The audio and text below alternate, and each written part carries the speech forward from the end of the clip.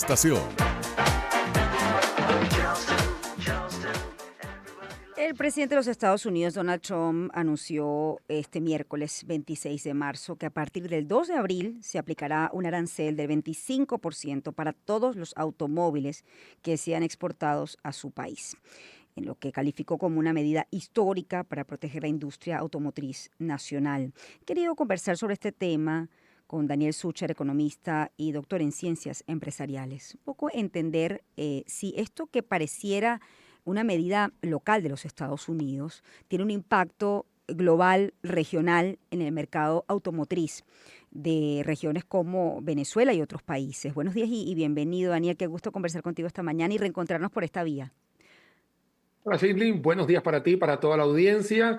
Y bueno, definitivamente esto es parte de este reacomodo que está haciendo Donald Trump desde aquel 20 de enero, porque creo que desde esa fecha no ha parado de ser muy mediático a nivel de la palabra arancel, de la palabra orden y por supuesto con este tipo de proteccionismo que estamos viendo justamente con esta antesala que estás diciendo Mm. y el preámbulo con el tema de marcas americanas que deberían de estar fabricando más carros, puesto que se les estaría prometiendo un arancel justamente a carros que vengan o automóviles que vengan de otros países donde estos van a ser los más, vamos a decir, van a tener las consecuencias más nefastas. Ahora, Daniel, hoy en día en el mercado norteamericano y en el mercado global, ¿se venden más carros que no son de fabricación y ensamblaje americano?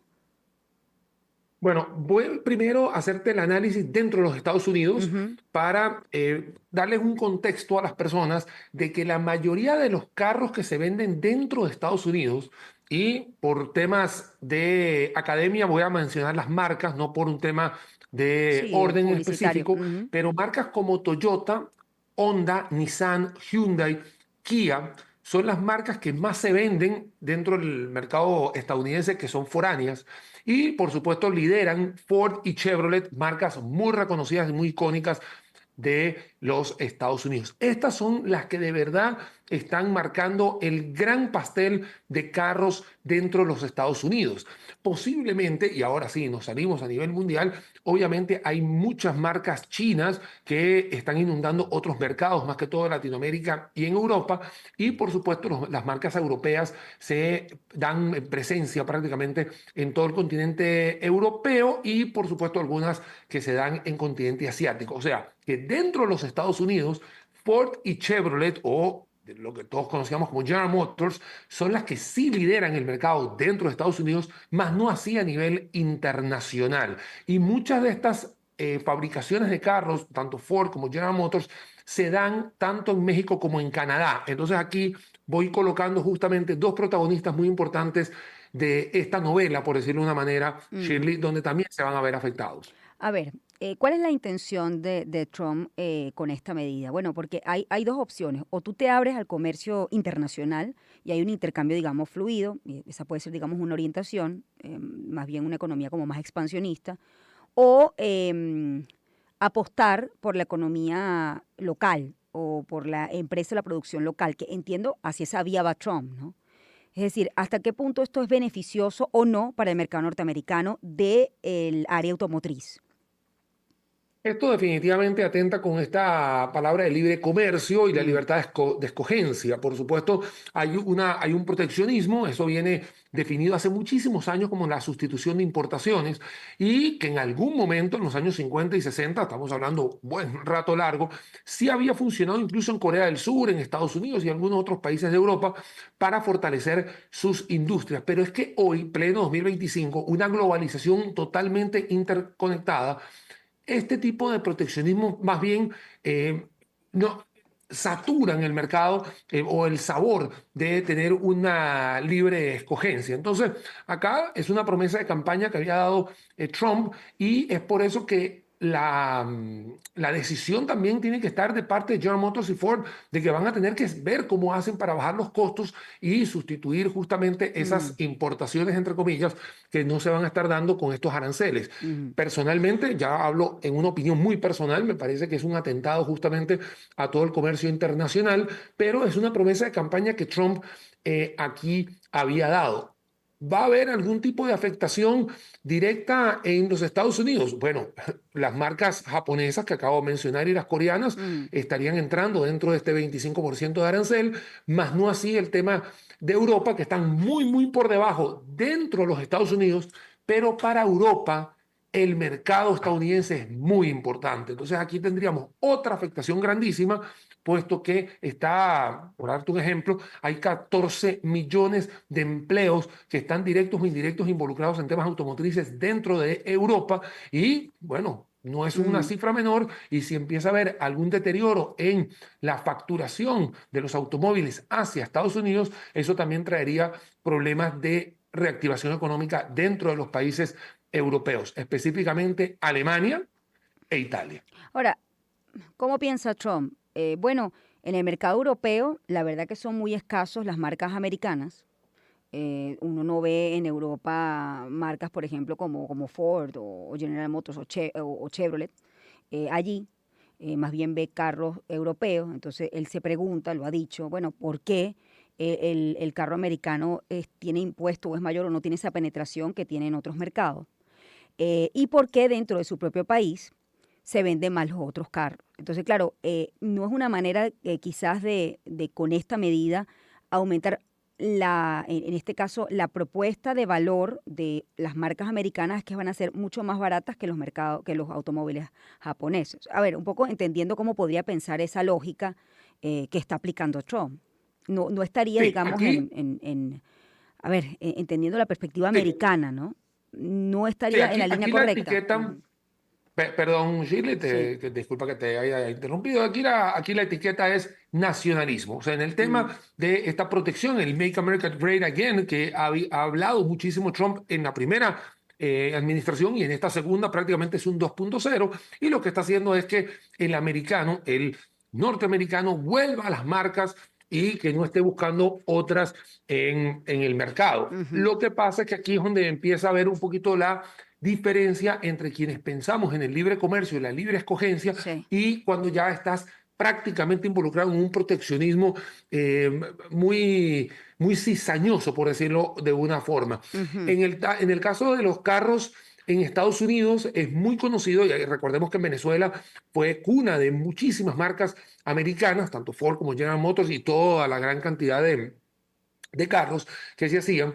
Esos carros son muy grandes que si los comparas con los carros europeos, que son un Sí. poquito más chiquititos, más petit, y que en Europa las calles son más pequeñas, más angostas, por eso es que los carros americanos no caben tanto en digamos, en el bolsillo europeo, porque el europeo más bien lo que está buscando son cosas mucho más pequeñas. Es una de las razones por las cuales no vemos tanto carros americanos en continente europeo, y bueno, y obviamente ahí se atañe también el tema del arancel, del impuesto de nacionalización, que es donde Mm, Trump justamente está haciendo leña de árbol caído, en el sentido de que, bueno, ustedes tienen con los míos, entonces yo tengo ahorita con los tuyos. ujú.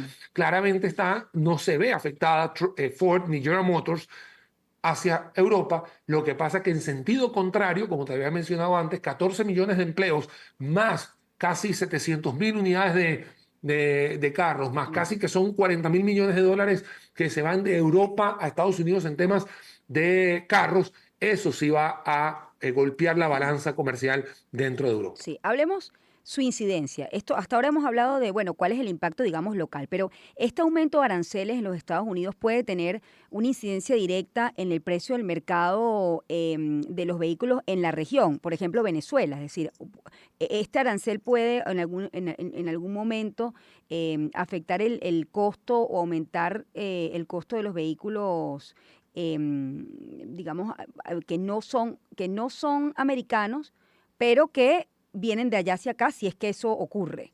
Ay, ahí desconozco esa Mira, materia. esto es un tema muy fácil de explicar porque cuando uno tiene una manufactura con alta producción, los costos son más baratos.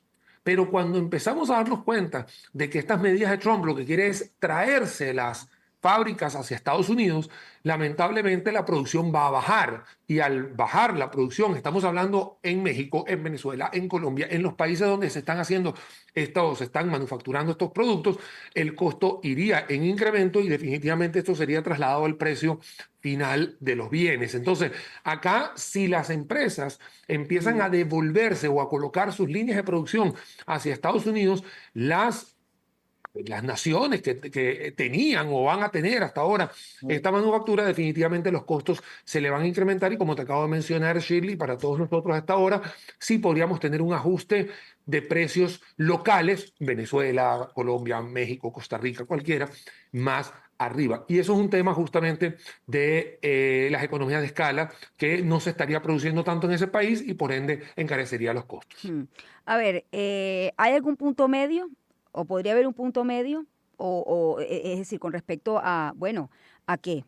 Es un equilibrio difícil, ¿no? Bueno, que efectivamente tú impulses las empresas nacionales sin que los otros pues se vean afectados y que puedan convivir todos en el mismo mercado.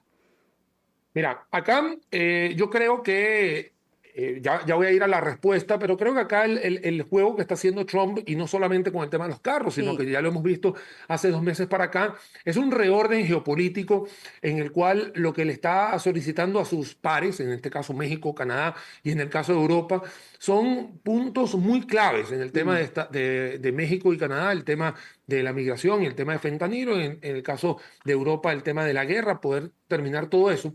Y entonces uno diría, ¿cómo es posible que estos temas estén en una entrevista con, valga la redundancia, con el tema de automóviles? Bueno, porque justamente tiene más tinte de reorden geopolítico que lo que podría ser esta reactivación de Ford o de General Motors, que en algún momento, en el 2017 al 2020, no se realizó con esa aspiracional o cumpliendo el aspiracional que se había dicho del Make America Great Again, mm, específicamente en los vehículos. Entonces, el punto medio para mí aquí es justamente lo que está sucediendo. sí. No hay una Me quedan imposición 30 todavía de segundos.